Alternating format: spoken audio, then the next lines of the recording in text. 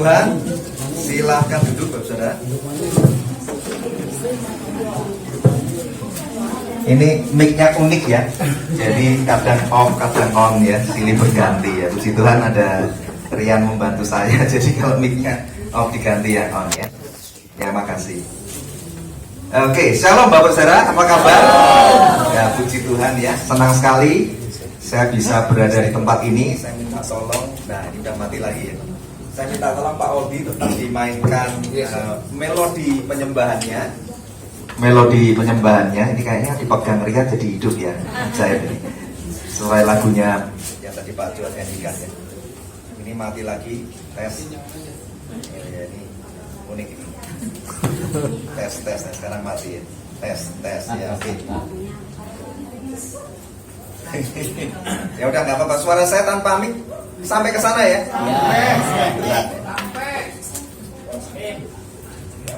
Ya, tadi sampai di mana gara-gara mic jadi lupa. Oke, saya berharap Bapak Ibu semua yang hadir tempat ini datang dan rindu karena mau betul-betul yang pertama adalah mengalami perjumpaan secara pribadi dengan Tuhan Yesus. Nah, itu yang paling penting Bapak Saudara. Selebihnya adalah bonus. Apa tuh bonus? Ya memang kami datang tidak hanya dengan tangan kosong. Kami datang membawa berkat bagi Bapak Ibu Saudara. Sekalipun berkatnya mungkin nggak terlalu mewah, tapi berkat itu mengalir dari hati kami yang mengasihi Bapak Ibu Saudara. Nanti jangan buru-buru pulang, setelah firman Bapak Saudara akan menikmati hidangan bersama kami. Ya, kami membawa nasi kotak yang diolah oleh tim kami. Ya, semoga rasanya cocok gitu ya. Dan juga kita membawa yang namanya angpau berkat. Kalau dengar angpau berkat nih tepuk tangannya kenceng ya. Tapi Bapak Saudara, kalau Tuhan Yesus hadir, beliau itu datang lebih dari sekedar nasi kotak dan angpau berkat loh. Seperti tadi kesaksiannya Pak Johan ya. Itu sampai saya setiap kali dengar kesaksiannya Pak Johan itu selalu terharu dan ingin menangis. Sekalipun saya tidak merasakan apa yang beliau rasakan, tapi saya bisa sungguh-sungguh ikut mengalami apa yang beliau alami ketika dalam keadaan yang sangat-sangat sulit, kehidupan ekonomi, beban keluarga, sampai dia katakan udah nggak ingat lagi kalau punya masa kecil yang bahagia. Bayangin anak SMA itu harusnya masa-masa main sama temennya, masa-masa belajar harus dibebani dengan orang tua yang sakit. Tapi ya Tuhan itu luar biasa ya. Barang siapa berseru kepada namaku, kata Tuhan, Tuhan akan mendengarkan. Dan Tuhan tidak berlama-lama, segera tangannya terulur kepada mereka yang berteriak minta tolong. Nah, ketika Pak Juan tadi kesaksian, saya diingatkan Tuhan Roma pasal 10. Ini di luar dari firman yang mau disampaikan ya. Saya bacakan dulu Roma pasal 10 ayat yang ke-13. Demikian firman Tuhan. Sebab barang siapa yang berseru kepada nama Tuhan akan diselamatkan. Jadi nanti Bapak Ibu Saudara, kalau berseru pada nama Tuhan Yesus tidak hanya mengalami pertolongan, tapi lebih daripada itu mengalami keselamatan. Nah, sekarang saya mau tanya Bapak Saudara, kalau Bapak Saudara berseru pada nama Tuhan Yesus akan diselamatkan, saya pengen cek, tolong Bapak Saudara, jangan ikut-ikutan kanan, kiri, depan, belakang. Harus dari hatimu yang sungguh-sungguh fokus. Orang jujur disayang Tuhan. Jangan ikut-ikutan gitu ya. Siapa yang detik ini kalau ditanya pertanyaan seperti ini menjawabnya sungguh-sungguh percaya, nanti angkat tangan ya. Siapa yang sudah percaya dengan hati sungguh-sungguh, mengaku percaya dengan mulut mengaku percaya, dengan hati sungguh-sungguh percaya bahwa Yesus adalah Tuhan dan juru selamat pribadi, tolong angkat tangan. Puji Tuhan. Yang masih belum percaya atau setengah percaya karena ada pertimbangan lainnya sehingga belum sungguh-sungguh percaya, boleh angkat tangan. Puji Tuhan, ini ada yang masih jujur. Nah, tapi saya melihat ada yang nggak angkat tangan. Jadi ini statusnya apa ini? Ya nggak kanan nggak kiri ya. Saya anggap yang nggak angkat tangan juga berarti masih punya pertimbangan keraguan. Puji Tuhan, Anda jujur disayang Tuhan. Amin. Pertanyaan saya yang kedua, karena Anda jujur, nanti Roh Kudus akan memuaskan setiap keraguan Anda. Ya, setiap keraguan Anda akan dijawab langsung oleh Roh Kudus. Jadi buka hati, telinganya juga dibuka lebar-lebar. Silakan Anda masih punya keraguan di logika pikiran Anda, itu nggak apa-apa. Roh Kudus akan memuaskan semua keraguan-keraguan Anda. Ya, karena itu pekerjaan Roh Kudus. Injil diberitakan, Roh Kudus akan membantu mengajarkan kepada saudara, menjelaskan dengan sejelas-jelasnya. Pertanyaan saya yang kedua, siapa di tempat ini yang percaya pertanyaan seperti ini? Sebetulnya agama apapun di Indonesia ini atau di dunia ini, Tuhannya tuh semuanya sama kok, cuma beda jalannya aja menuju surga. Kalau Kristen itu jalannya lewat Yesus, kalau agama yang lain itu ya jalannya lewat tokoh-tokoh agama yang lain. Siapa yang percaya bahwa pandangan ini benar, angkat tangan. Oke. Siapa yang tidak percaya, angkat tangan. Puji Tuhan, cuma 2. Lagi-lagi ada yang nggak angkat tangan. Berarti saya anggap yang mana nih ya? Bingung ya. Makasih Pak Adi. Oke, pertanyaan yang ketiga. Siapa yang percaya detik ini kalau Tuhan bilang waktumu selesai untuk tinggal di bumi yang sementara ini, ayo pulang, maka disebut meninggal dunia. Bapak saudara harus bedakan loh, meninggal dunia sama mati itu beda. Meninggal dunia apa? Meninggalkan dunia yang sementara ini, selanjutnya pergi kemana? Apakah tiba-tiba kayak Casper hantu terus hilang? Enggak seperti itu. Maka pertanyaannya begini, siapa yang percaya detik ini Tuhan panggil pulang langsung masuk surga, angkat tangan. Puji Tuhan. Yang masih belum percaya dan ragu-ragu, angkat tangan. Puji Tuhan, ada juga. Lagi-lagi orang jujur disayang Tuhan. Amin. Nah, kembali ke Roma 10 ayat 13 tadi ya. Barang siapa berseru kepada Tuhan akan diselamatkan. Tetapi bagaimana mereka dapat berseru kepadanya jika mereka tidak percaya? Benar gak? Lah Pak Johan enak berseru Tuhan tolong. Masalahnya dia percaya sungguh-sungguh. Lah aku masih setengah tiang percayanya. Ibarat bendera setengah tiang setengah percaya, gimana bisa percaya? Wong aku nggak percaya sungguh-sungguh, gimana mau nyampe? Bagaimana mereka dapat percaya kepada dia jika mereka tidak mendengar tentang dia? Nah makanya ragu-ragu kan. Aku nggak percaya. Nah karena aku nggak pernah dengar, nggak pernah diajar siapa Yesus dan apa yang bisa dia lakukan dalam hidupku. Bagaimana mereka mendengar tentang dia jika tidak ada yang memberitakannya? Dan bagaimana mereka dapat memberitakannya jika mereka tidak diutus? Seperti ada tertulis, betapa indahnya kedatangan mereka yang membawa kabar baik. Puji Tuhan, kami datang mau bawa kabar baik. Amin. Jadi Bapak Saudara, nanti nggak boleh ada satupun orang di tempat ini yang merasa tidak pernah mendengar pemberitaan Injil keselamatan ini atas hidupmu. Sejak hari ini saya akan bebaskan semua debu beban dosa atas hidup Bapak Saudara. Kenapa? Karena saya akan beritakan Injil keselamatan. Jadi jangan ada satupun yang nggak fokus, nanti ditanya jadi ragu-ragu. Yesus adalah Tuhan dan Juru Selamat. Tahu ya, kalau mati hari ini masuk surga. Mudah-mudahan lah. Ya, jangan sampai begitu ya. Ya, jadi sebelum masuk ke firman Tuhan, saya mau langsung kasih jawabannya adalah kalau Anda sungguh-sungguh percaya, ya, ternyata berseru pada nama Tuhan Yesus diselamatkan. Artinya kalau Anda sungguh-sungguh percaya, Roma 10 ayat 9-10, barang siapa mengaku dengan mulut dari hati sungguh-sungguh percaya, ia akan diselamatkan. Itu janji firman Tuhan, tidak akan pernah gagal. Orang yang percaya Tuhan Yesus sungguh-sungguh itu, Tuhan katakan tidak akan binasa. Tidak ada seorang pun yang dapat merebut setiap jiwa yang berseru pada Tuhan Yesus. Bahkan maut dan kematian pun tidak bisa merebut. Tuhan sudah katakan, akulah jalan kebenaran dan hidup. Itu yang ngomong adalah Yesus. Di rumah Bapakku banyak tempat tinggal. Tuhan juga sudah sediakan tempat tinggal. Rumah kekal di surga lebih indah dari rumah kita di bumi ini. Ya, Tuhan katakan di rumah Bapakku, itu dalam bahasa aslinya sebenarnya bukan rumah. Ditulisnya apa bahasa aslinya dalam bahasa Inggris? Mansion. Wah, mansion itu berarti rumah yang mewah.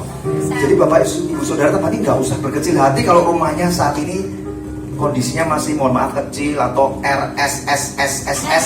rumah susah selonjor, apalagi itu pakai banyak esnya.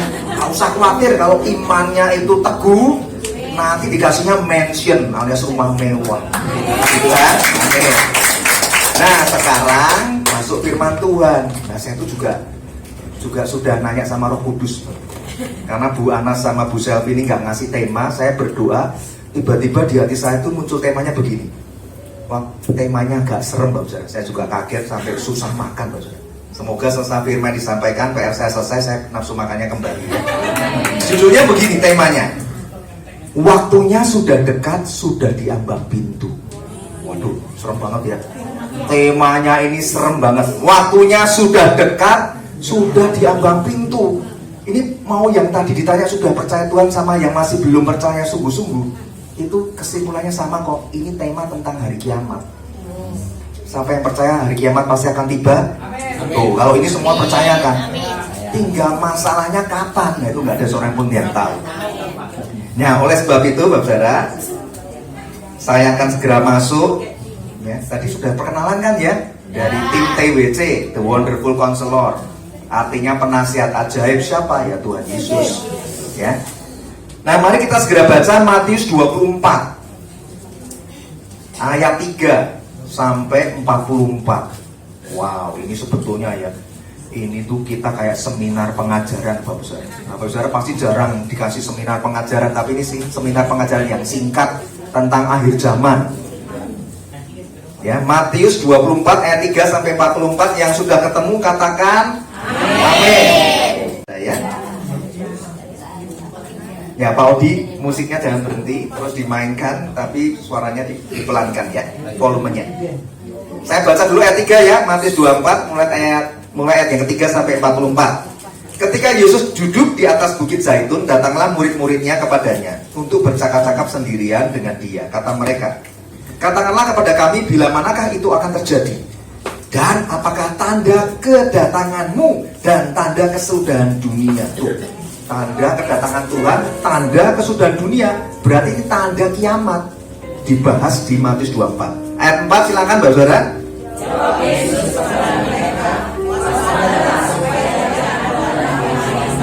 Sebab banyak orang akan datang dengan memakai namaku dan berkata, akulah Mesias, dan mereka akan menyesatkan banyak orang.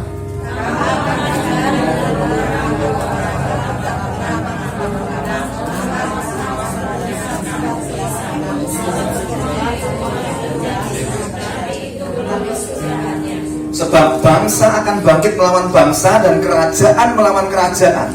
Akan ada kelaparan dan gempa bumi di berbagai tempat.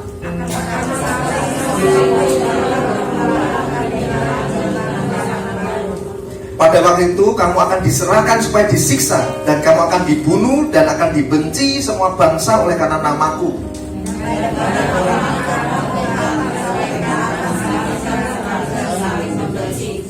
Banyak nabi palsu akan muncul dan menyesatkan banyak orang.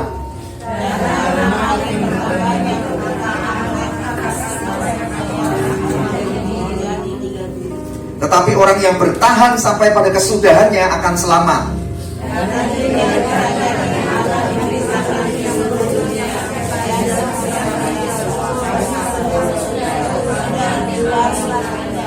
Jadi apabila kamu melihat pembinasa keji berdiri di tempat kudus, menurut firman yang disampaikan oleh Nabi Daniel, para pembaca hendaklah memperhatikannya.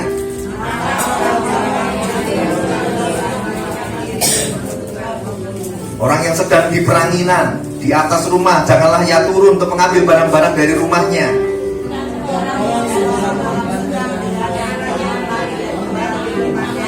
Celakalah ibu-ibu yang sedang hamil atau yang menyusukan bayi pada masa itu.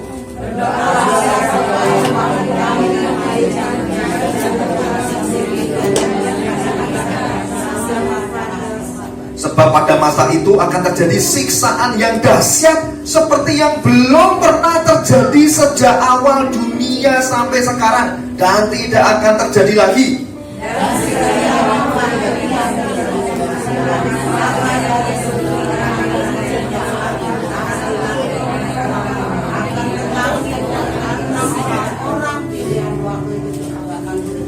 Pada waktu itu Jika orang berkata kepada kamu, lihat Mesias ada di sini atau Mesias ada di sana, jangan kamu percaya.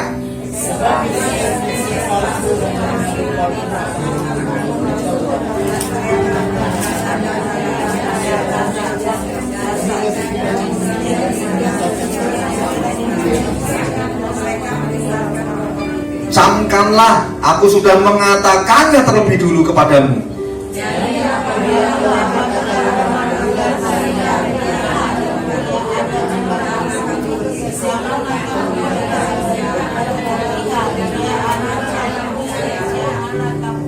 Sebab sama seperti kilat memancar dari sebelah timur dan melontarkan cahayanya sampai ke barat, demikian pula lah kelak kedatangan Anak Manusia. Segera sesudah siksaan pada masa itu, matahari akan menjadi gelap dan bulan tidak bercahaya, bintang-bintang akan berjatuhan dari langit, kuasa-kuasa langit akan goncang.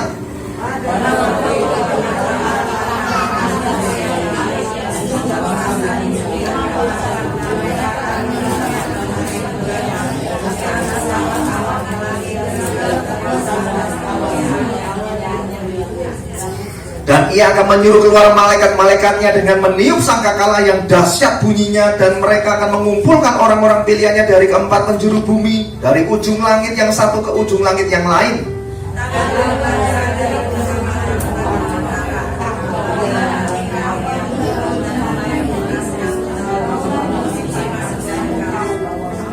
Demikian juga, jika kamu melihat semuanya ini, ketahuilah bahwa waktunya sudah dekat, sudah di ambang pintu.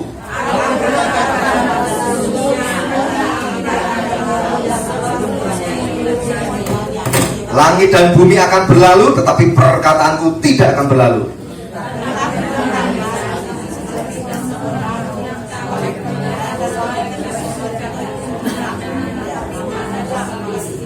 Sebab sebagaimana halnya pada zaman Nuh, demikian pula kelak pada kedatangan Anak Manusia.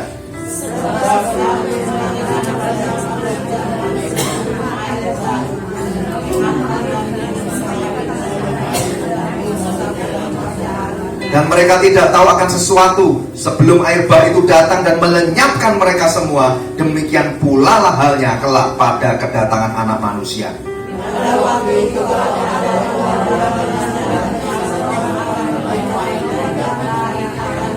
Kalau ada dua orang perempuan sedang memutar batu kilangan, yang seorang akan dibawa dan yang lain akan ditinggalkan.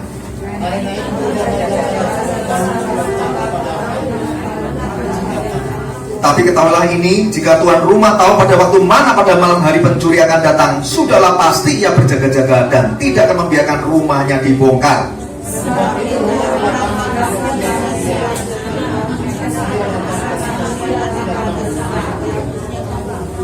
Amin. Ya, ayatnya panjang. Ini seminar pengajaran akhir zaman, tapi yang berbeda karena dikemas pendek, kurang lebih 1 jam saja, ya, dan ada impartasi Roh Kudusnya, ya.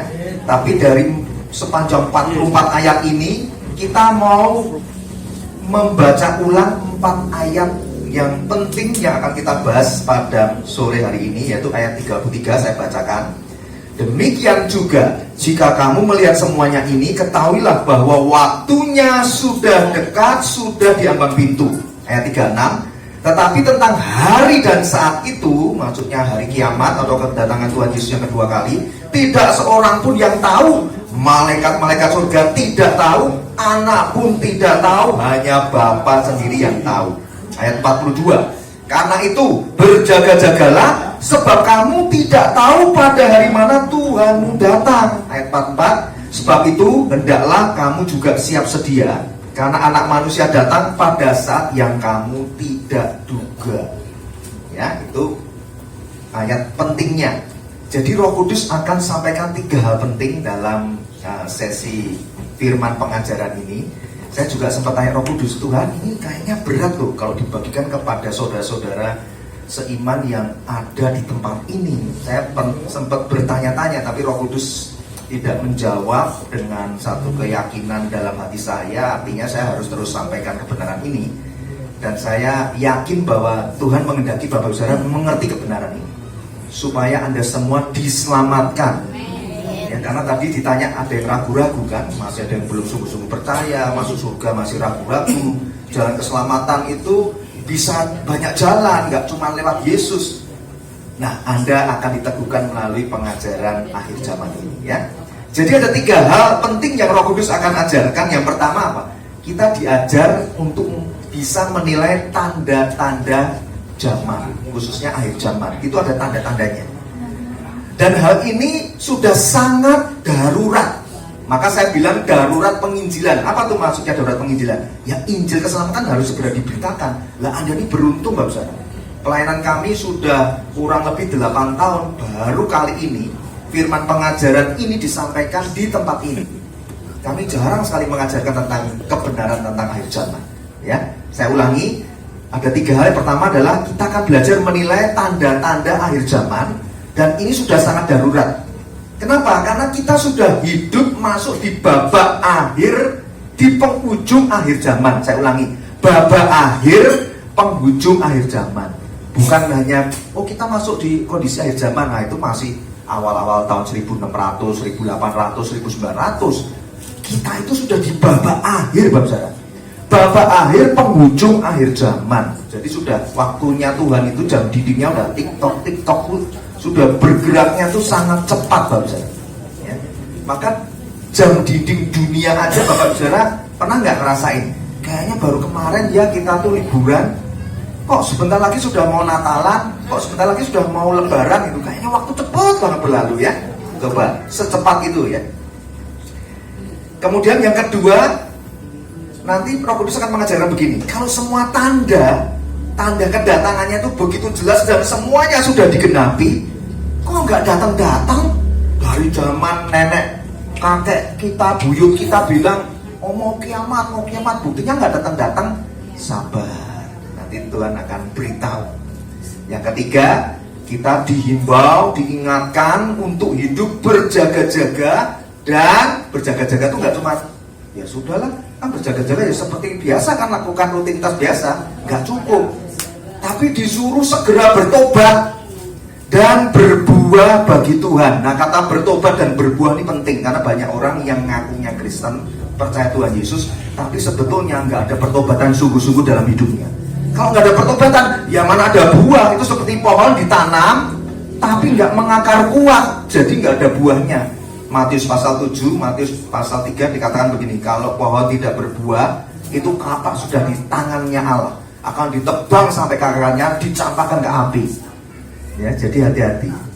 Tuhan itu melihat iman kita itu dilihat dari buah-buah pertobatannya ada nggak?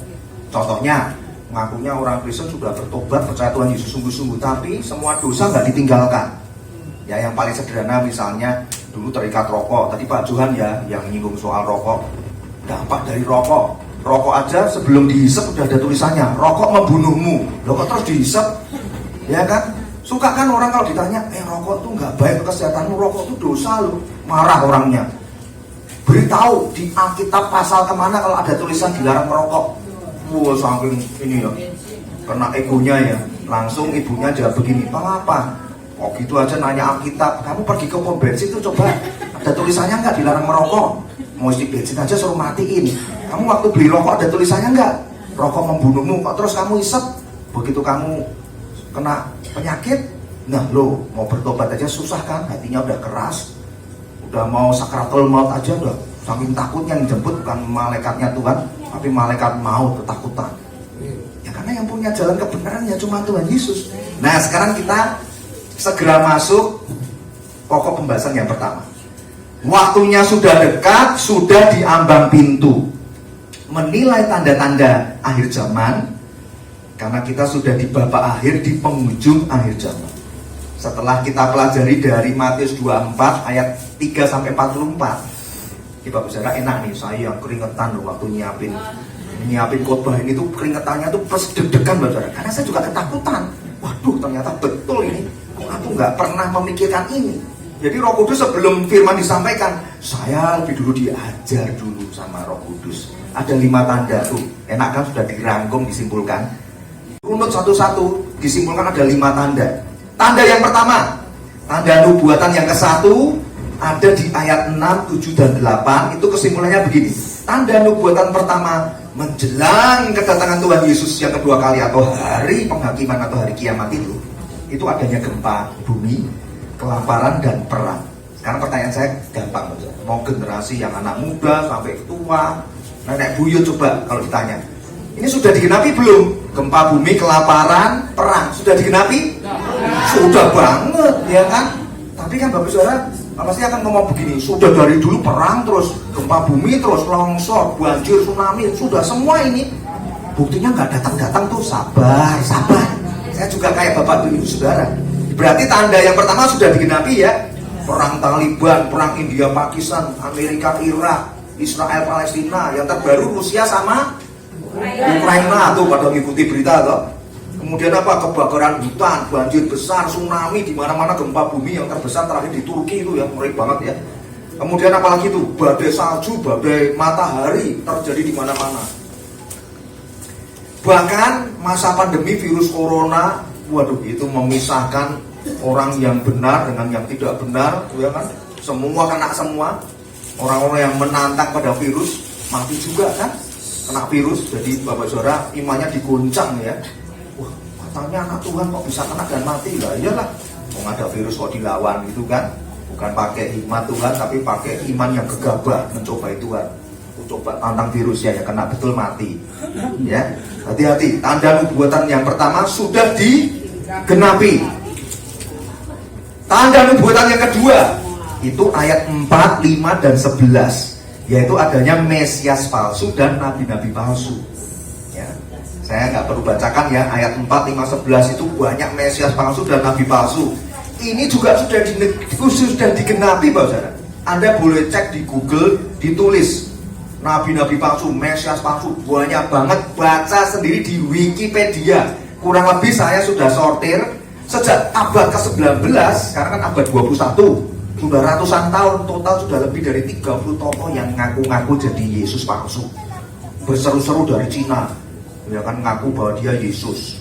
Oh, dari mana lagi tuh, pokoknya sudah ada 30 tokoh. Bahkan kalau Bapak Saudara ingat yang orang Kristen lama, sudah percaya Tuhan Yesus lama ini, pasti tahu.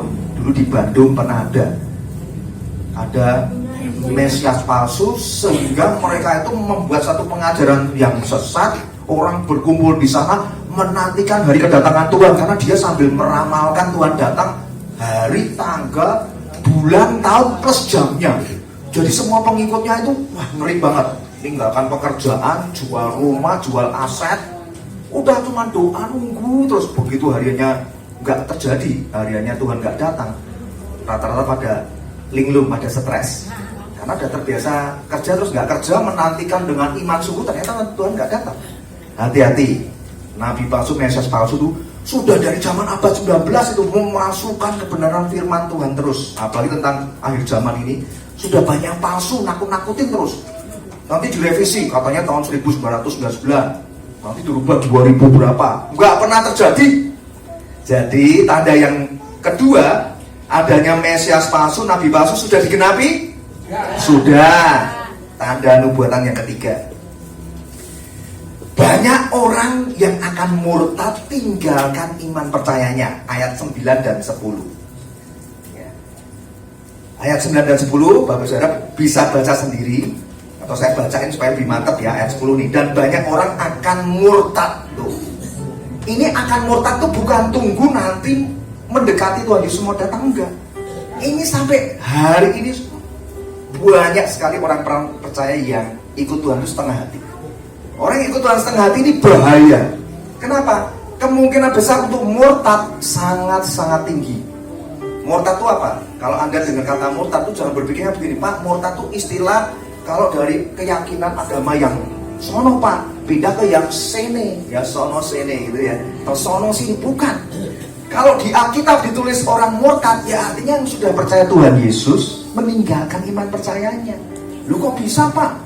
Saya yakin sekali selamat tetap selamat. Loh, betul, tapi yang bisa melihat keyakinanmu sungguh-sungguh siapa? Kan Roh Kudus. Kalau cuma sekedar ngomong, aku udah percaya Tuhan, ya kan dari mulut dan hatinya dia.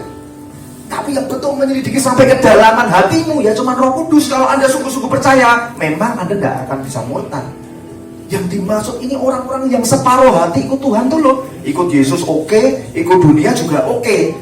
Tapi kalau lagi ada masalah berseru Tuhan tidak kunjung tolong, tetangga sebelah bilang apa? Makanya nggak usah Yesus-Yesusan. Ayo ikut aku yuk. Di sebelah tuh loh ada suhu siapa ya yang terkenal itu kan. Ayo ilmu di sana nanti dijumpa sampai diracik ramunya diminum langsung cespleng. Kalau Tuhan nolong itu nggak perlu Anda membayar apapun, Anda nggak perlu kena dampak apapun karena Tuhan itu menyayangi kita apa adanya. Tapi kalau Anda cari ilah-ilah lain, Anda memang bisa dapat pertolongan yang mungkin tepat waktunya atau cepat Anda menerimanya. Tapi menuntut tumbal dan pembalasan atas kesehatanmu, kalau enggak atas keturunanmu. Ya, makanya orang-orang yang tahu mencari hal-hal di luar Yesus, bisa kaya? Bisa. Ada ilmu pesugihan? Bisa sukses? Bisa. Apa yang nabi-nabi palsu, Mesias palsu yang tidak bisa melakukan mujizat-mujizat di dunia ini membuat kita tercengang-cengang dan ingin mengikutinya. Tapi ingat, tidak gratis. Ada tumbal yang harus Anda bayar, keselamatan jiwa. Kalau Anda diluputkan, kalau Anda punya anak, Anda rela kutuk itu menimpa anak, bertobatlah. Ya, maka Tuhan bilang apa? Allah itu sangat membenci orang yang mendua hati, cinta Tuhan separuh, separuh cinta ilah lain. Itu ada kutuk keturunan, dari keturunan 1 keturunan 4 Allah akan membalaskannya kalau nggak mau bertobat sungguh-sungguh. Itu seperti perjalanan bangsa Israel itu. Diselamatkan dari perbudakan Mesir, tapi perjalanan ikut Tuhan itu isinya apa? Ngeluh terus, ngomel terus, lapar dikit marah, haus marah, melihat mujizat pertolongan Tuhan begitu luar biasa. Mana ada laut dibelah jadi akuarium? Coba saudara lihat, itu kan ada di zaman Musa. Ya, laut merah dibelah, semua lihat, ada ikan lumba-lumba ya, bisa ambil dipegang, tapi airnya nggak membasahi mereka sedikit pun.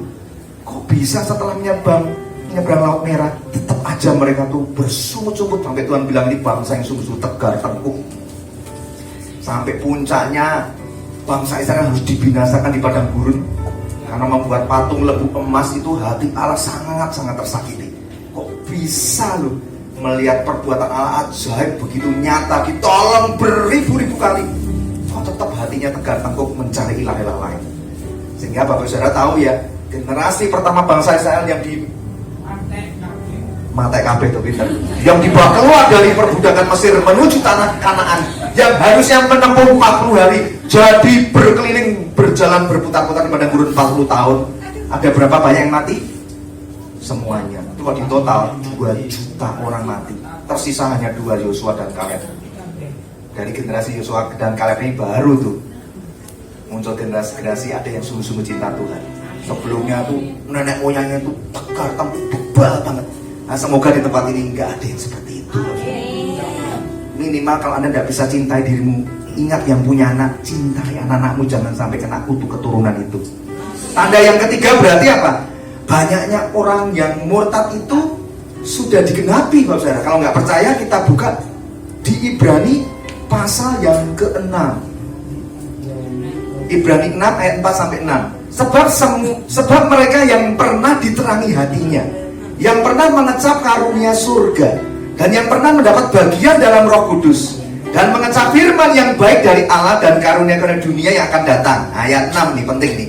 Namun yang murtad lagi, tuh lihat tuh, ayat 4 dan 5 kan mengatakan orang yang sudah percaya Tuhan dong, pernah diterangi hatinya, mengecap karunia surga, mendapat bagian dalam Roh Kudus. Mosok bukan orang percaya? Roh Kudus diberikan pada orang yang percaya Tuhan Yesus, karena Roh Kudus adalah roh dari Allah Tritunggal. Orang yang percaya Tuhan Yesus, di dalam hatinya sudah tinggal Roh Kudus.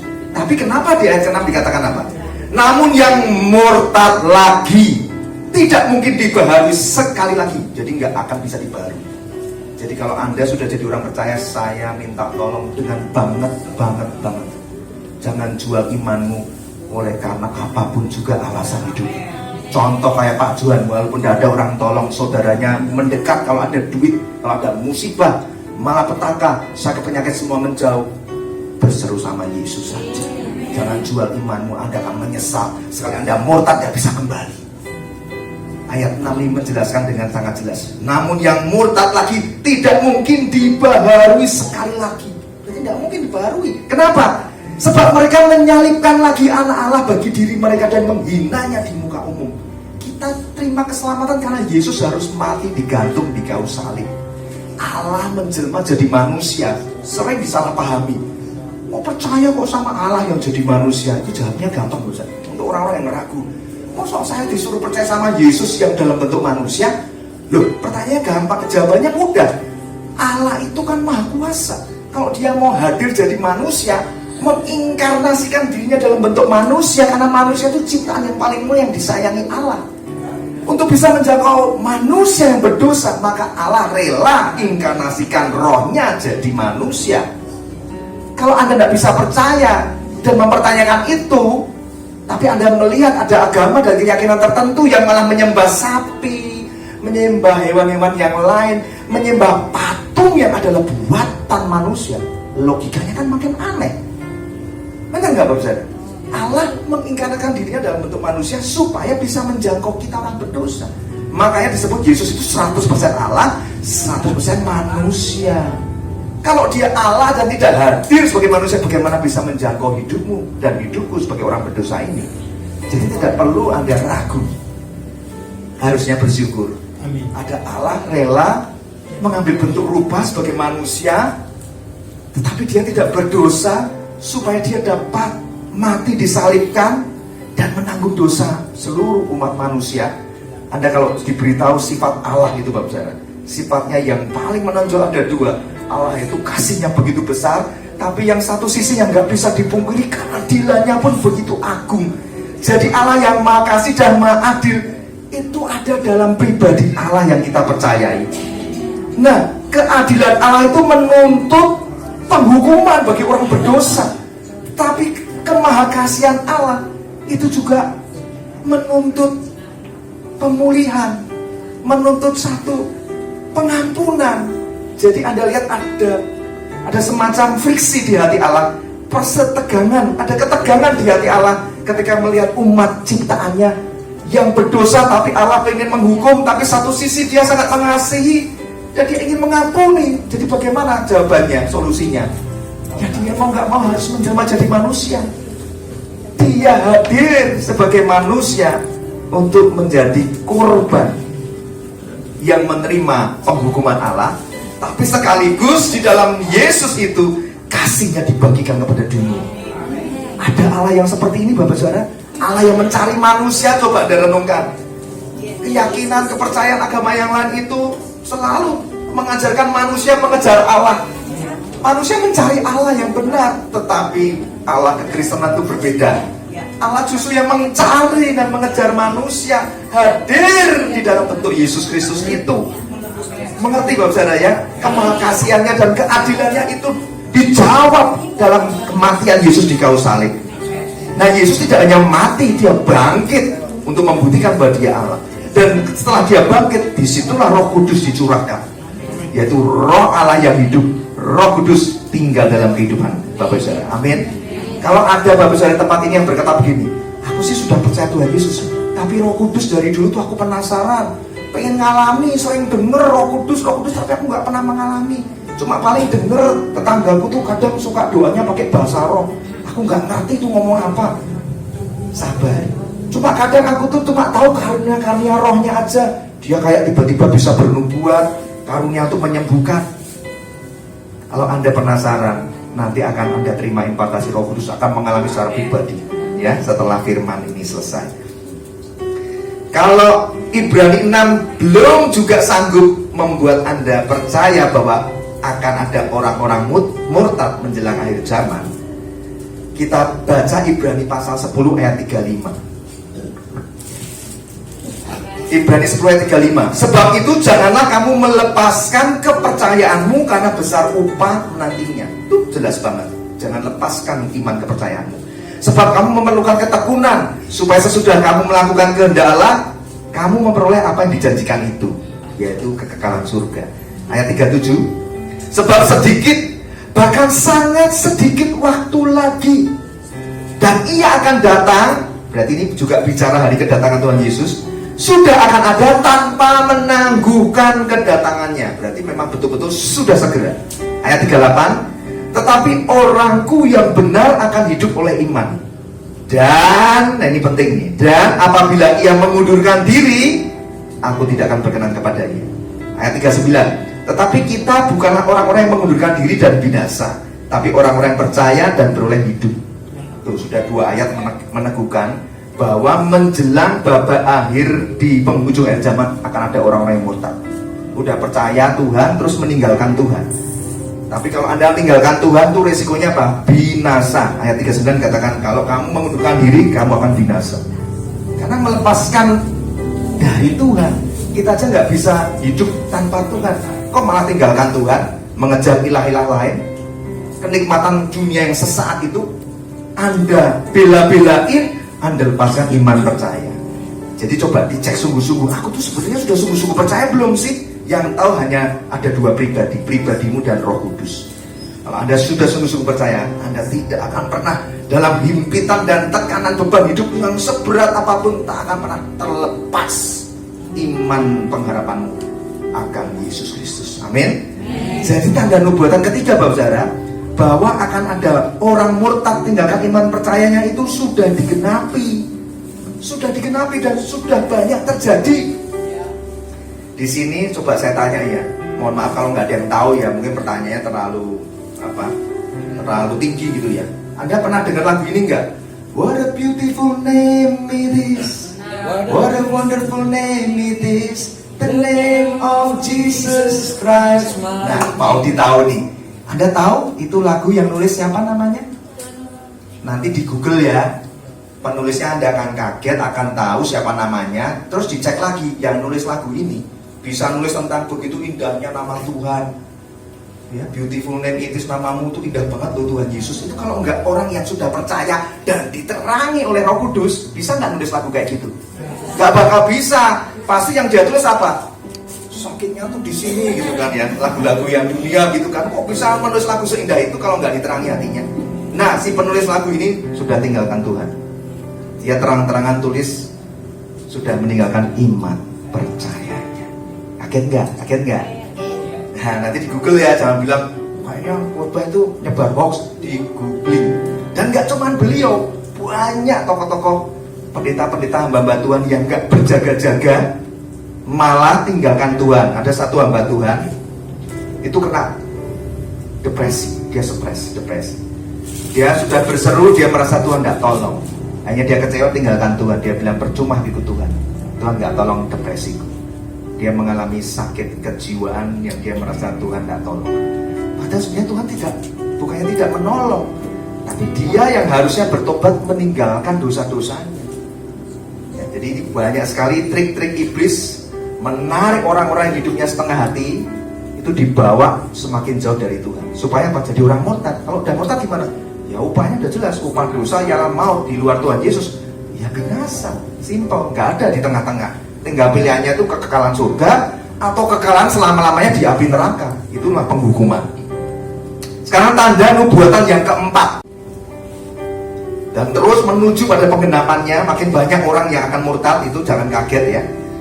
Tanda nubuatan yang keempat adalah pemulihan atas Israel menjadi negara yang berdaulat atau negara merdeka. Sudah digenapi belum? Sudah. Israel merdeka itu 14 Mei 1948. Lupa ayatnya mana? Nah, jadi ayat 32 ditulisnya begini. Tariklah pelajaran dari perumpamaan tentang pohon ara. Apabila ranting-rantingnya melembut dan mulai bertunas, kamu tahu bahwa musim panas sudah dekat. Nah, pohon ara, ranting-ranting yang melembut dan bertunas ini, banyak para penafsir yang menafsirkan bahwa ini bicara tentang pemulihan Israel. Kenapa? Israel itu sejak dari bangsa yang berbudak di Mesir, dibebaskan Tuhan, ya kemudian berputar-putar di padang gurun, dicerai-beraikan, ya, sampai adanya menara Babel, kemudian dicerai-beraikan kembali. Mereka itu berseru, Tuhan kapan pemulihan Israel? Berserunya di mana? Di Kisah Para Rasul 1 ayat 6. Itu perwakilan dari umat Israel berseru seperti ini. Maka bertanyalah mereka yang berkumpul di situ, Tuhan, maukah engkau pada masa ini memulihkan kerajaan bagi Israel? Ini Kisah Para Rasul di tahun 33. Israel dalam perbudakan tahun ribuan tahun yang lalu. Sejak Yesus datang itu disentuh tahun ke-0 ya. Nah, Kisah Para Rasul ini sudah ribuan tahun yang lalu bertanya kepada Tuhan, kapan pemulihan kerajaan bagi Israel? Artinya Israel itu rindu pengen menjadi kerajaan atau negara yang berdaulat. Tapi Tuhan jawab apa di Kisah Para Rasul 1 ayat yang ke-6 dan ke-7? Jawabnya, engkau tidak perlu mengetahui masa dan waktu, tetapi yang ditetapkan Bapa sendiri menurut kuasanya. Ternyata tidak lama kemudian, cukup lama loh ya, kan dari tahun-tahun 33 sampai 1948, jadi nunggu 1900 tahun baru negara Israel merdeka. Dan Anda tahu kisahnya ya, setelah Israel merdeka itu 14 Mei 48, 6 jam kemudian dikepung sama negara-negara Liga Arab. Ada dari Irak, Yordania, Lebanon, Syria. Itu ngepung Israel baru 6 jam pengumuman kami negara merdeka. Udah langsung perang menghadapi 5 negara Arab.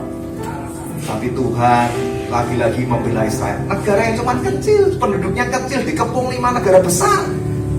Pesawat-pesawat tempurnya begitu besar-besar, jumlah tentara yang jauh lebih banyak, tapi kok bisa ya perang itu menang? Itu udah aneh banget itu. Kalau nggak pertolongan Tuhan mustahil. Ada kuasa Tuhan. Amin. Gitu ya. Jadi nubuatan tentang pemulihan Israel sudah digenapi ya. Tanda nubuatan yang kelima. Nah, ini yang kelima ada di ayat 14. Yaitu apa? Injil diberitakan sampai ke ujung bumi. Nah, ayat 14 bunyinya begini. Dan Injil kerajaan ini akan diberitakan di seluruh dunia, menjadi kesaksian bagi semua bangsa. Sesudah itu barulah tiba kesudahannya. Nah, coba Anda renungkan baik-baik. Ini saya sudah melakukan survei dengan sungguh-sungguh. Sejak Yesus hadir, kemudian Yesus mati, bangkit, naik ke surga, itu usia Tuhan Yesus 33,5 tahun. Sejak itu gereja berdiri, yaitu gereja mula-mula. Kemudian para rasul berkumpul di loteng Yerusalem, dipenuhi Roh Kudus, Injil diberitakan, salah satunya melalui Rasul Petrus dan Yohanes. Baru masuk di gerbang Bait Allah, ada orang yang lumpuh sejak lahir, orangnya ngemis-ngemis minta duit ke 2 rasul ini. Tapi Rasul Petrus bilang apa? Emas dan perak tidak punya. Apa yang ku punya, ku berikan kepadamu. Ini Pak Odi hafal. Berjalanlah. Wow, sejak jadi orang percaya dipenuhi Roh Kudus. Karunia-karunia Roh Kudusnya aktif. Ada karunia menyembuhkan, ada impartasi Roh Kudusnya. Dan ketika Petrus berkhotbah, tiba-tiba itu khotbah cuma paling 1-2 jam. Yang bertobat berapa? 3.000. Pernah tahu nggak? Orang hamba Tuhan sekali khotbah 3.000 orang bertobat. Itu baru zaman para rasul, ribuan tahun yang lalu. Nah, kalau Anda mengikuti berita sungguh-sungguh bagaimana pergerakan Tuhan melakukan penginjilan melalui hamba-hamba pilihannya, itu banyak sekali Bapak Saudara, dari zaman para rasul yang tersebar sampai nggak hanya bangsa Yahudi, sampai non-Yahudi. Para bapak pendiri gereja, para tokoh pengobar api kebangunan rohani, para misionaris, para hamba-hamba Tuhan dari berbagai negara. Coba Anda hitung bener-bener ribuan tahun yang lalu sampai sekarang, mosok Injil belum disebarkan sampai ke seluruh dunia, sampai ke ujung bumi. Ini sudah digenapi Bapak Saudara. Apalagi zaman sekarang ini anak kecil aja pakai tablet, pakai handphone, tinggal cari wifi, sudah bisa connect. Sekarang penginjilan nggak cuma pengutusan orang-orang pergi secara onsite seperti kami. Ada yang tekun melalui program-program media, lewat YouTube lah penginjilannya lah, penjangkauannya lewat radio lah, pakai flyer lah, pakai majalah lah. Jadi sampai ujung secara geografis semua sudah dengar Injil. Percaya nggak? Di Google kalau nggak percaya, saat ini menurut researchnya secara demografi ya, secara geografis dilakukan oleh Pew Research Center, ada 32% populasi dunia yang sudah menganut agama Kristen ya. Dan itu 32% itu berarti sudah 2,5 miliar orang menerima Injil keselamatan. Jumlah orang Kristen di seluruh dunia itu paling banyak. Penganut agama Kristen terbesar di seluruh dunia adalah agama Kristen. Dan ini sudah ada di berbagai negara jiwa-jiwanya itu. Contoh di Cina, di negara Tiongkok, itu negara komunis. Jangan coba-coba beragama lah. Rata-rata di sana tuh ya komunis, ya ateis lah, paham-pahamnya yang paham-paham begitu. Tapi sampai hari ini jutaan jiwa di sana bertobat. Tadi saya tanya rakyat, anaknya Pak Johan yang sekolah di Cina. Dulu gereja di sana ditangkapin orang, dipukuli, dimasukin penjara. Sekarang sudah lebih longgar. Di setiap kota sudah ada dan tidak ada lagi gerebek-gerebek begitu di Cina loh. Bukan negara demokrasi. Kekristenan di negara demokrasi bertumbuh besar. Jangan coba-coba bertumbuh di negara Cina atau di Korea Utara, bisa ditangkap, dibunuh ya. Tapi di Cina sudah mulai terbuka loh. Jadi kalau bicara Injil diberitakan di seluruh dunia sampai ke ujung bumi, ini sudah digenapi Bapak Saudara. Jangan mengartikan ayat ini, oh bukan Pak, nanti Tuhan Yesus datang, artinya setelah Injil diberitakan ke semua orang di dunia ini. Ya itu enggak. Menurut saya itu nggak masuk akal, karena hampir tiap jam, kalau Anda cek ya, hampir tiap jam itu selalu ada kelahiran bayi baru di dunia ini. Masa nunggu bayi gede mendengar Injil baru Tuhan Yesus datang? Lah bayinya datang terus. Terus kapan Tuhan Yesus datang? Nggak datang dong. Ini bukan bicara kepada seluruh orang di seluruh dunia mendengar Injil, tapi ini Injil diberitakan secara geografis wilayah sampai ke ujung bumi dengan kekuatan media. Saya sangat yakin ini sudah digenapi. Maka 5 tanda nubuatan sudah digenapi. Nah, masalahnya Bapak Saudara nanya, wah kalau gitu sudah di babak akhir ya? Ya iya, waktunya sudah sangat dekat, sudah diambang pintu. Tapi ada satu lagi ayat yang mengusik hati saya, yaitu Kisah Para Rasul 1 ayat 11. Saya bacakan ya, Kisah 1 ayat 11. Dan berkata kepada mereka, hai orang-orang Galilea, mengapa kamu berdiri melihat ke langit? Yesus ini yang terangkat ke surga. Ini waktu Yesus diangkat ke surga ya. Yesus mati, bangkit, penampakan diri 40 hari. Kenapa penampakan diri? Ya untuk meyakinkan bahwa akulah Yesus Allah yang hidup. Thomas yang gak percaya, Tuhan bilang apa? Cucukkan tanganmu, jarimu ke tanganku yang berlubang paku. Cucukkan tanganmu ke lubang yang berlubang paku. Ya, jadi penampakan diri Tuhan Yesus 40 hari itu untuk meyakinkan bahwa dia memanglah Allah yang hidup, Allah yang diutus untuk menebus dosa. Itu saksinya banyak sekali di zaman itu, ratusan orang. Ya, maka Kisah Para Rasul 1:11 ini Tuhan Yesus itu ketika dia sudah dia naik ke surga, penampakan 40 hari naik ke surga, kemudian setelah itu apa? 10 hari kemudian disuruh tunggu di loteng Yerusalem kan, maka disebut apa? 40 penampakan plus 10 menunggu Roh Kudus dicurahkan, disebut 50 hari, berarti Pentakosta, Roh Kudus dicurahkan. Nah, pada saat Yesus terangkat ke surga, itu dikatakan begini di Kisah 1:11. Hai orang Galilea, mengapa kamu berdiri melihat ke langit? Yesus ini yang terangkat ke surga meninggalkan kamu, akan datang kembali dengan cara yang sama seperti kamu melihat dia naik ke surga. Nah, yang melihat Yesus naik ke surga itu 500 orang lebih pada zaman itu. Jadi kan nggak mungkin kalau itu hoax. 500 orang melihat langsung Yesus naik ke surga. Lah nanti kalau Yesus turun, yang melihat siapa? Seluruh dunia. Tadi di Matius 24 sudah ditulis kan, ayat yang ke-30. Matius 24 ayat 30 dikatakan Tuhan datang, semua bangsa akan tercengang melihat. Itu Yesus yang diomongin sama orang-orang Kristen ya. Terlambat. Telat kalau sampai Anda nanti melihat Yesus datang, ingat khotbah saya ini, terlambat. Berarti Anda terlambat karena sempat melihat. Amin. Maka jangan terlambat saudara. Ini sudah ditulis, dia akan datang dengan cara yang sama. Naik ditonton 500 orang, nanti turun ditonton seluruh dunia, semua gemetar. Karena nggak sempat percaya, terlambat ya. Nah itu Kisah 1 ayat 11 ya. Dia akan datang dengan cara yang sama. Tetapi Kisah Para Rasul 3 ayat 21, nah ini tambah menarik. Karena ditulisnya begini, Kristus itu harus tinggal di surga sampai waktu pemulihan segala sesuatu.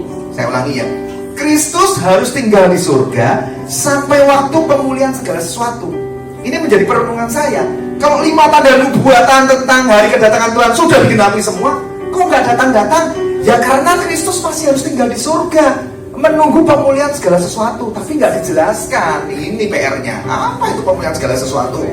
Apakah Tuhan tunggu semua bapak ibu saudara di tempat ini dipulihkan dulu imannya? Yang jahat segera bertobat, yang banyak dosa, apalagi dosa yang disembunyikan, itu segera dibereskan. Apakah nunggu semuanya diberkati sampai kaya raya? Apakah mau tunggu semua orang yang jahat berbalik dari jalan-jalan yang jahat, semua kembali kepada Tuhan? Apakah mau tunggu orang yang membenci Yesus berbalik dan menjadi cinta Yesus? Apakah nunggu bayi-bayi yang lahir dengar Injil? Apakah nunggu orang yang sakit sembuh? Apakah nunggu semua pemerintahan di negara-negara dunia ini bebas dari korupsi? Ya kalau seperti itu nggak rampung-rampung, nggak beres-beres, dan nggak masuk akal.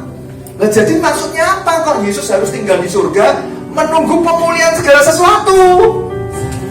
Ketika saya renungkan, Roh Kudus beritahu ini dan saya kaget. 5 tanda sudah digenapi, sekarang pemulihan segala sesuatu itu apa yang dipulihkan? Ternyata Tuhan menunggu pemulihan kebenaran-kebenaran yang besar tentang tegaknya gereja yang Dia dirikan. Saya ulangi ya, ketika 500 orang menyaksikan Tuhan Yesus naik ke surga, Tuhan bilang apa? Kamu jangan pergi kemana-mana, nantikan aku di loteng Yerusalem. Ternyata hari ke-10 dari 500 orang itu yang gugur imannya berapa banyak? 380. Hanya tersisa 120. Ini tempat ini diilustrasikan ya sebagai loteng Yerusalem. Cuma tinggal 120 orang setia menunggu. Yang 380 itu mungkin ngomel-ngomel, mungkin ngomongnya begini loh, Tuhan Yesus itu aneh ya, disuruh nunggu. Ini sudah 9 hari ini. Kita ini kan para pelayan, punya kerjaan, bukan orang pengangguran.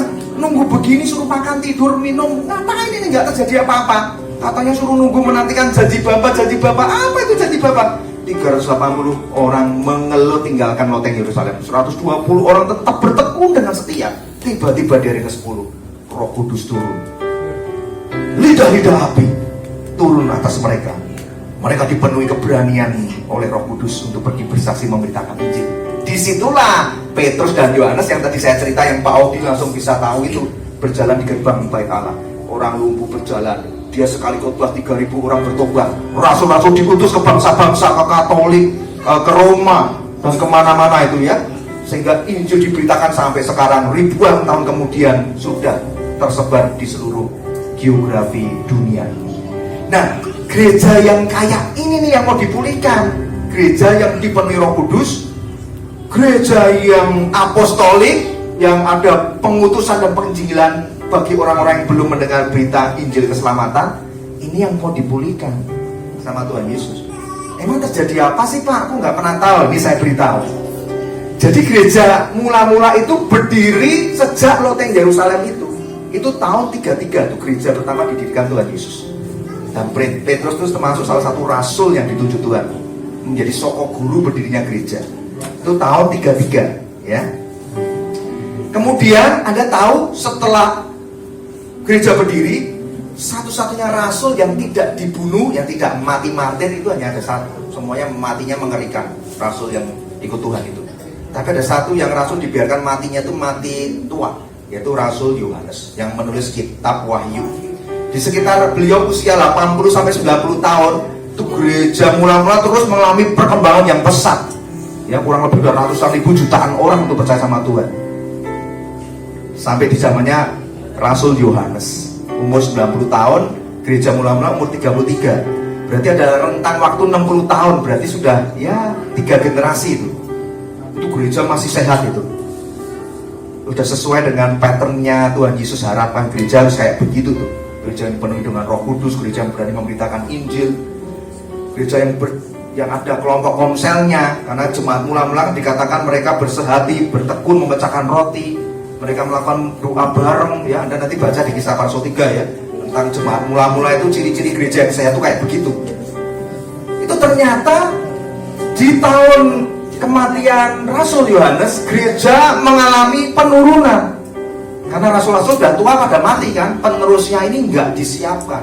Jadi gereja mengalami masa suram, masa kegelapan. Anda kalau cek di Google itu mengalami masa the darkness age, masa-masa tahun yang gelap itu ribuan tahun ternyata berjalan. Nah, gereja itu saking parahnya mengalami kebobrokan moral, kemerosotan moral, gereja dibisniskan, orang-orang diajari pengajaran yang keliru, yang sesat, Contohnya apa? Mau masuk surga Pak? Mari beli kepada kami buatkan surat keselamatan masuk surga. Gila. Di zaman itu orang masuk surga itu harus membeli surat keselamatan yang harus dikeluarkan, ditandatangani oleh pendiri gereja atau pemuka-pemuka agama, dan itu harus bayar pakai duit. Dan di zaman itu orang-orang percaya yang punya duit bisa beli surat keselamatan. Saking rusaknya kebobrokan gereja di zaman kegelapan itu. Nah singkatnya di tahun 1054 ya, dari tahun 90 ke 1054 gereja mengalami ribuan tahun, itu panjang sekali ya. Itu sesat, itu orangnya bobrok semua tuh. Gak ada gereja yang seperti Tuhan harapkan. 1054 gereja terpecah, ada 4 aliran besar. Salah satunya yang gereja paling besar adalah aliran gereja Roma Katolik. Itu 1054 berdirinya aliran Katolik Roma itu di 1054. Kemudian harus menunggu 500 tahun lagi. Di tahun 1517 ada seorang tokoh namanya Martin Luther. Pernah dengar ya? Martin Luther ini yang menegakkan aliran yang disebut Protestanisme itu tahun 1517. Jadi lagi-lagi Tuhan harus nunggu pemulihan 500 tahun lagi. Dari 1054, 1517 Martin Luther memberanikan diri. Ini nggak bisa gereja kayak begini. Gereja kok begitu mengerikan menjual surat-surat keselamatan. Nggak seperti ini. Orang diselamatkan karena iman percaya, bukan dijual beli keselamatan dengan surat-surat seperti ini. Ini sesat. Dia berani berdiri dan menyerukan 3 hal yang penting, yaitu sola gratia, sola scriptura, dan sola fide. Apa tuh artinya? Sola gratia itu dia gaung-gaungkan bahwa keselamatan karena iman, bukan karena jual beli surat. Sola gratia, semua harus kembali pada kebenaran firman.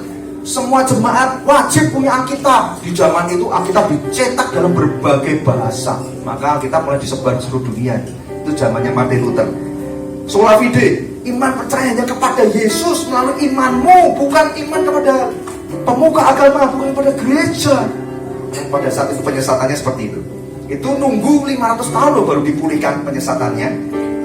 Kemudian disambut gerakan baptis di tahun 1525 yang dikenal dengan kegerakan Anabaptis oleh tokohnya namanya Ulrich Zwingli. Ini orang Swiss. Itu digerakkan Roh Kudus untuk memulihkan gereja. Karena sejak Martin Luther menggebrak dengan 3 kebenaran, yaitu selamatkan anugerah, semua harus kembali pada firman Tuhan, cintai Alkitabnya, semua disatukan karena iman percaya, mereka tapi tidak masuk dalam pengajaran baptisan air. Padahal di zaman rasul-rasul ketika gereja mula-mula dibentuk kan, Tuhan Yesus sudah mengajarkannya. Rasul-rasul kan membaptis dengan air kan. Kisah para Rasul 19. Ya, ketika Paulus di jemaat Efesus kan dia bertanya seperti ini. Kamu ini loh sudah pernah dengar tentang Roh Kudus? Mereka bingung. Roh Kudus makanan apa ya? Loh, jadi selama ini kamu dibaptis dengan apa? Loh, kami dibaptis sama ini, baptisan pertobatan sama Yohanes, pengajaran Yohanes Pembaptis itu. Oh, langsung Paulus mengajarkan tentang baptisan Roh Kudus, ditumpang tangan, mereka kepenuhan Roh Kudus dan mereka menerima karunia berbahasa roh dan bernubuat. Nanti Anda boleh baca Kisah para 19. Jadi gereja mau dipulihkan menjadi gereja semula-mula seperti itu. Ya, itu 1525. Kemudian tahun 1560 ada pemulihan gereja, yaitu kegerakan kekudusan atau puritanisme. Jadi nggak cukup hanya sekedar terima baptisan air, karena zaman itu kan yang penting sudah pernah bayi diserahkan Tuhan, baptis penyerahan anak itu nggak cukup, harus baptisan air. Itu baptisan yang Tuhan ajarkan, karena Yesus sendiri juga dibaptis di Sungai Yordan kan. Markus 16 dikatakan barang siapa percaya dan dibaptis akan diselamatkan. Barang siapa tidak percaya akan dihukum. Ya, jadi setelah percaya itu wajib ikut baptisan air, Bapak Saudara. Setelah itu masuk dalam kegerakan kekudusan. Karena banyak yang setelah baptisan air gak pernah diajar tentang hidup kudus, jadi sembrono. Yang penting kan sudah ke gereja Pak, yang penting kan sudah dibaptis. Terserah saya dong, saya memang masih cinta sama dosa ini, saya gak mau tinggalkan Pak. Yang namanya rokok, yang namanya pornografi, perselingkuhan, judi, minuman keras, narkoba, ini memang dari kecil Pak. Zaman nenek buyut saya juga udah pada begini, saya gak mau bereskan. Nah itu Tuhan sudah lakukan pemulihan di tahun 1560, yaitu gerakan kekudusan. Ya, gara-gara itu Bapak Saudara, banyak jemaat yang mengalami pertobatan yang sejati. Nah, setelah itu 1840, ini mundur ya waktunya ya, 1840, gerakan kekudusan itu menjadikan terjadinya kebangkitan besar di Amerika, dipelopori oleh Charles Grandison Finney. Dia itu orang yang urapan Roh Kudusnya itu besar banget. Jadi contohnya seperti ini, ketika dia sedang berkhotbah, tiba-tiba beliau itu cuma menatap mata para jemaatnya. Semua tiba-tiba menangis hanya karena ditatap. Karena saking urapannya kuat, orang itu templak sama Roh Kudus, tiba-tiba kayak merasa hidupnya tuh kotor dan ada seruan pertobatan. Itu gerakan kekudusan yang seperti itu yang terjadi di tahun 1901. Kemudian dilanjutkan setelah itu dengan kegerakan Pentakosta, ya, yaitu Roh Kudus dicurahkan. Kan gereja mula-mula Roh Kudus dicurahkan, itu dipulihkannya harus nunggu 1900 tahun kemudian, Bapak Saudara. Lama sekali ya. 1901 itu gerakan Pentakosta mulai kembali dipulihkan, dipelopori oleh Charles Fox Parham. Karena beliau mulai bertanya-tanya, loh, tertulis di Alkitab kok mereka itu dipenuhi Roh Kudus, kok sampai sekarang gereja biasa-biasa aja ya. Jadi mereka menantikan dengan tekun, tiba-tiba mereka dilawat Roh Kudus juga. Dan itu heboh selama 40 tahun. Jadi tepatnya di tahun 1940 itu ada kegerakan kesembuhan ilahi. Karena Roh Kudus dicurahkan, tadi kan Pak Odi bilang, oh itu Petrus tuh menyembuhkan itu. Nah ini sama. Ketika Roh Kudus kembali dibiarkan hadir, dihormati, diagungkan kehadiran Roh Kudus dalam kehidupan gereja, 1940 itu terjadi kegerakan kesembuhan ilahi. Nah itu tokohnya ada Smith Wigglesworth. Wah itu beliau tuh kontroversial. Ada orang yang kakinya ini, mohon maaf ya, putung, tahu nggak Bapak? Putung itu apa ya bahasanya ya? Nggak buntung. Jadi nggak punya telapak kaki, tapi dia tetap pakai sepatu. Yang satunya kakinya normal, yang sebelah itu nggak punya telapak kaki, buntung. Nah si hamba Tuhan berdoa begini, di dalam nama Tuhan Yesus kakimu sembuh. Tiba-tiba tumbuh, Bapak. Itu mujizat supranatural. Smith Wigglesworth ini doakan orang mati berkali-kali. Anda boleh cek di Google. Istrinya mati didoain bangkit lagi, dan itu 2 kali. Mati doain bangkit lagi, mati doain bangkit lagi. Banyak sekali orang lain mati dia doakan bangkit, termasuk istrinya sendiri. Yang kedua bangkit, istrinya marah bilang begini, terus sekali lagi bangkitin gua marah. Ini serius, ini kisah nyata Bapak, beneran. Ini hamba Tuhan ini sangat luar biasa dipakai Tuhan. Itu kegerakan kesembuhan ilahi di tahun 1940. Nah, setelah kegerakan kesembuhan ilahi, Tuhan pulihkan di tahun 1960. Itu gerakan karismatik. Ya, makanya dengar kan ada gereja karismatik. Nah, itu mulai dipulihkannya di tahun 1960. Dan kemudian apa? Yang terakhir adalah tahun 2000. Tahun 2000 itu menjadi gereja kerasulan, atau disebut apostolik kerasulan. Artinya apa? Gereja itu harus mengutus. Gereja itu harus pergi menginjil. Nggak boleh gerejanya makin gede, makin mewah, jemaatnya semua dibiarkan duduk manis pada nyaman dan tidak ada kerinduan untuk bersaksi beritakan injil. Nah, itu nggak sesuai dengan hati Tuhan. Maka Anda lihat, dari gereja mula-mula dipulihkannya itu dari tahun 33 sampai sekarang itu beribuan tahun. Nah kalau Anda cek, coba sekarang ini, gereja-gereja sekarang sudah kiblatnya apa? Sudah kiblatnya melewati semua kan, yang kesembuhan sudah. Ya sudah sering dengar kan KKR kesembuhan ilahi, pencurahan Roh Kudus, tentang KKR Pentakosta sudah. Gereja kerasulan apostolik Anda sudah dengar, walaupun belum semua gereja begitu ya. Artinya pemulihan-pemulihan itu sudah terjadi juga. Berarti ayat yang tadi kita baca bahwa Kristus harus tinggal di surga sampai pemulihan segala sesuatu sudah digenapi juga dong. Nah berarti betul Bapak akhir. Apalagi sudah Bapak akhir Bapak saudara. Nah kalau sudah Bapak akhir di penghujung akhir zaman, pertanyaannya, lah kok nggak datang-datang? Jadi kapan? Mengapa kok hari kedatangannya tidak kunjung tiba? Nah jawabannya, yang pertama, Anda tidak perlu tahu tepatnya tanggal berapa. Karena di Matius 24 ayat yang ketiga dikatakan tentang hari dan saat itu tidak ada seorang pun yang tahu. Malaikat surga juga tidak tahu.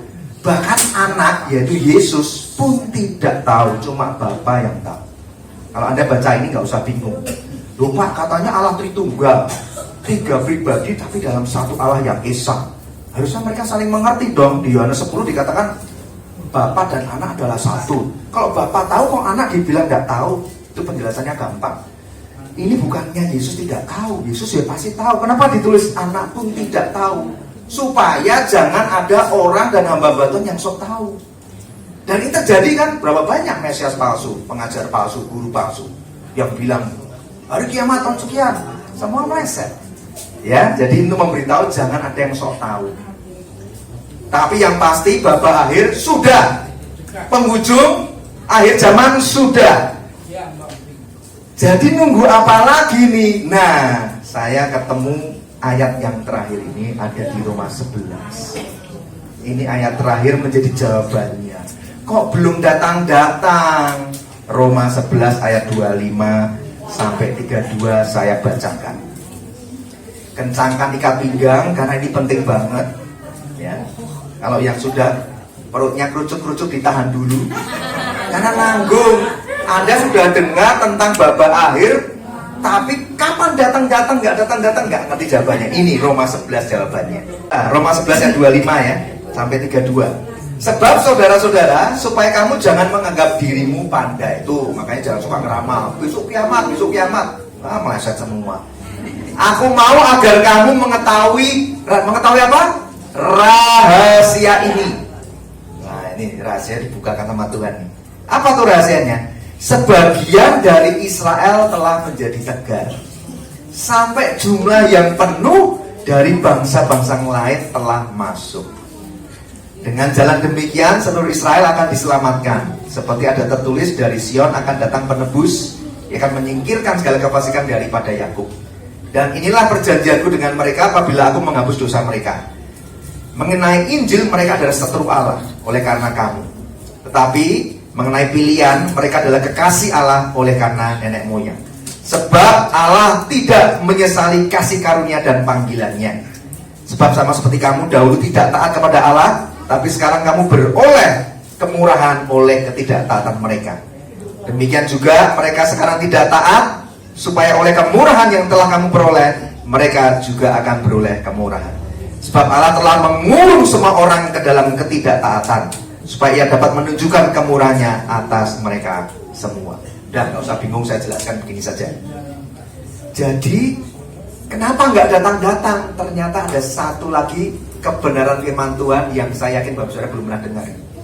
Karena ternyata Tuhan nunggu jumlah orang-orang percaya di seluruh dunia, kecuali orang Israel atau orang Yahudi. Yahudi itu kan orang Israel ya.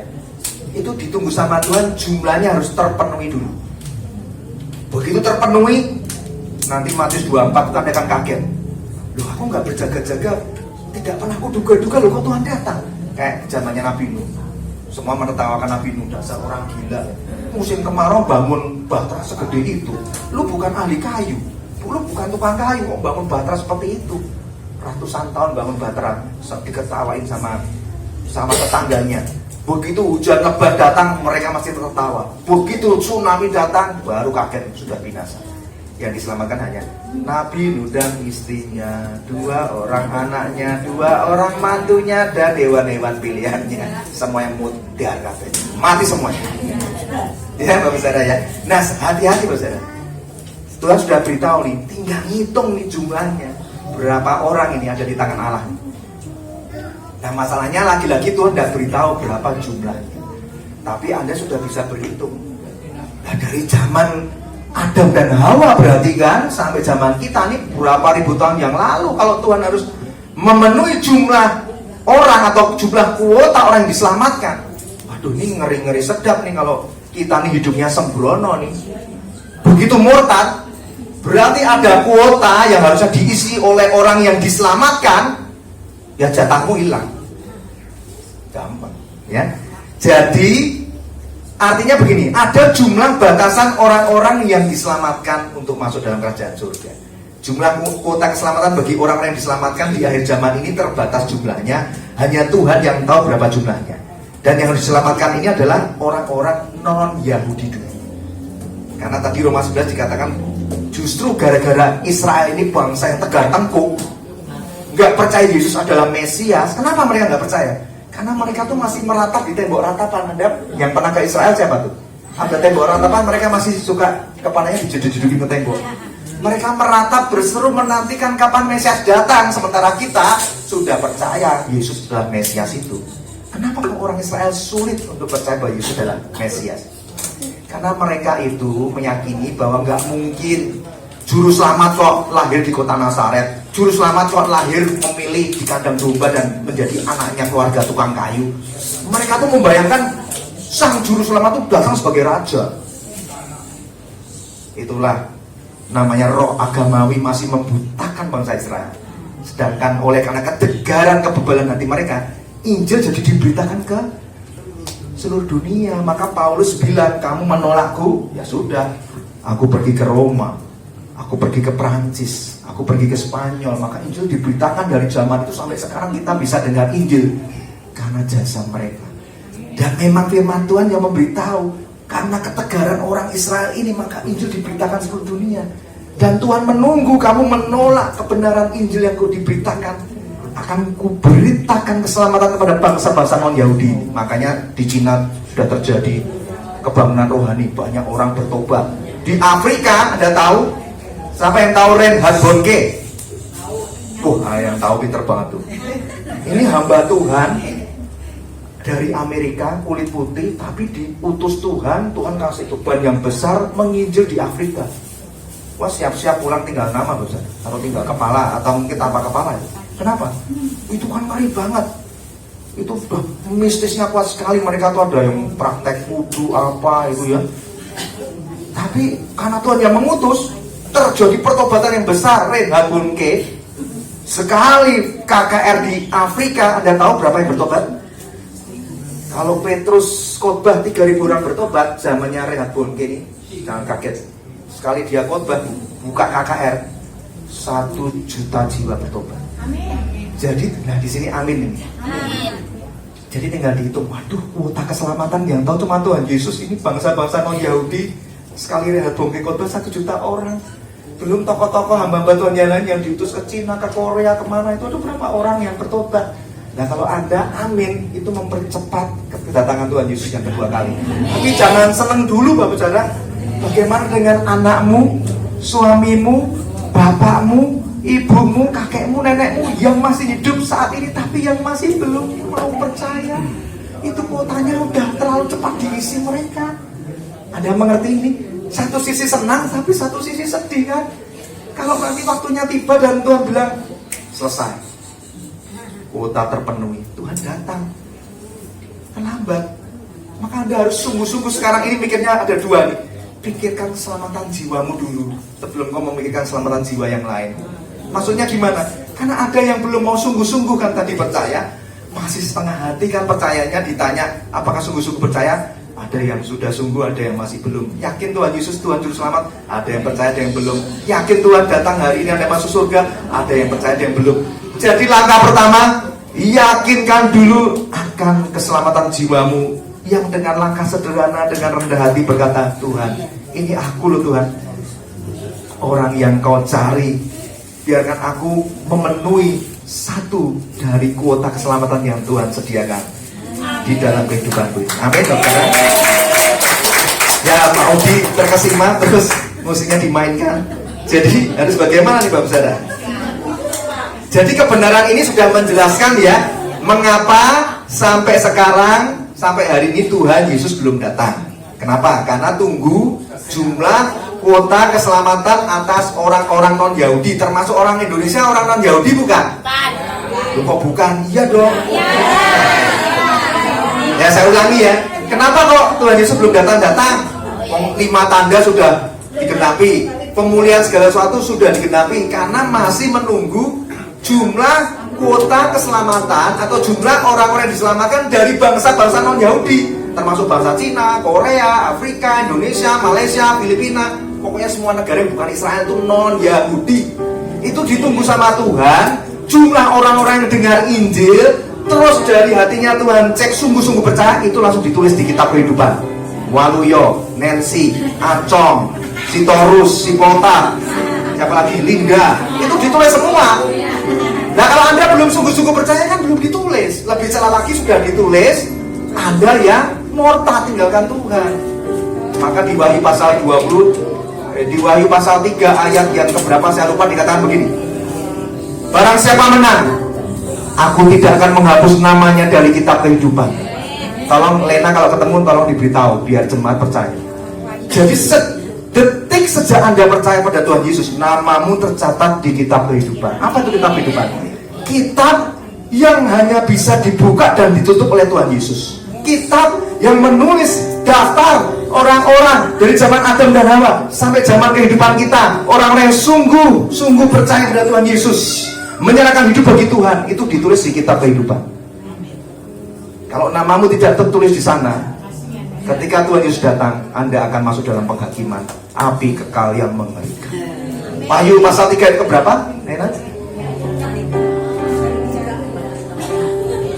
Barang siapa menang, aku tidak akan menghapus namanya dari kitab kehidupan. Jadi semua tanda akhir zaman dan pemulihan segala sesuatu sudah digenapi. Waktunya sudah sangat dekat, sudah di ambang pintu. Tuhan hanya tinggal menunggu jumlah kuota keselamatan atas orang-orang non-Yahudi segera terpenuhi. Nah, yang sudah ketemu tolong bacakan Wahyu 3 ayat kelima. Wahyu 3 ayat kelima, jemaat yang ketemu langsung bacakan dengan keras supaya percaya. Pastikan namamu sudah dicatat di kitab kehidupan belum? Kalau belum nanti harus bertobat sungguh-sungguh. Pengajaran ini sangat penting, Anda jarang dengar khotbah yang seperti ini. Siapa yang ketemu langsung bacakan, Ibu atau Bapak. Wahyu 3 ayat kelima. Saya pengen jemaatnya bacakan supaya semua mendengar dan lebih percaya. Ya silakan Ibu. Wahyu 3 kelima. Wahyu 3 ayat 5. Wahyu 3 ayat kelima. Barang siapa menang, ia akan dikenakan pakaian putih. Ya. Yang demikian, aku tidak akan menghapus namanya dari kitab kehidupan, melainkan aku akan mengaku namanya di hadapan Bapakku dan di hadapan para malaikatnya. Amin. Tuh, barang siapa menang, aku tidak akan menghapus namanya. Kalau kalah, menang itu maksudnya gimana Pak? Menang atas semua dosa-dosanya. Tuhan sudah menanggung dosa-dosamu di kayu salib. Kenapa begitu sukar untuk engkau meninggalkan semua dosa, semua pencetus dosa? Roh memang penurut tapi daging lemah. Jangan karena alasan dagingmu lemah, roh penurut, Anda tidak bisa menang karena dosa. Kalau Anda berseru, Roh Kudus pasti menolong. Tinggal butuh niat yang sungguh-sungguh. Amin, saudara. Saya undang semua bangkit berdiri. Kita akan meresponi firman Tuhan ini dan berseru kepada Tuhan. Ku datang Tuhan dalam hadirat-Mu, berhiaskan kekudusan. Seluruh surga sujud menyembah-Mu. Ku tersungkur dan berseru, Kudus, Kudus, Kuduslah, Kuduslah Tuhan